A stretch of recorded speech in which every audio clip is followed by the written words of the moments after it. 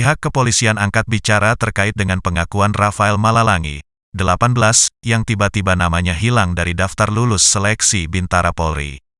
Rafael Malalangi mengaku padahal dirinya telah dinyatakan lulus dan sudah diumumkan secara resmi.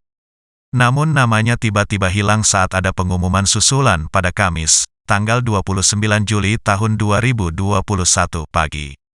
Saat dikonfirmasi pada Kamis, tanggal 29 Juli tahun 2021, Rafael mengaku menangis karena perasaan malu, kecewa dan bingung. Dikutip dari tribunmanado.co.id, ia mempertanyakan kenapa namanya bisa digantikan oleh orang lain padahal sebelumnya ia dinyatakan lulus.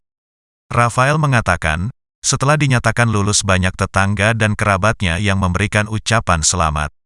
Bahkan keluarganya membuat acara syukuran atas kelulusan tes Bintara Polri. Kenly Malalangi, ayah Rafael, mengaku kecewa. Kenly mengaku sehari sesudah pengumuman kelulusan pertama anaknya, ia mendapat panggilan untuk menghadap ke Polda Sulut.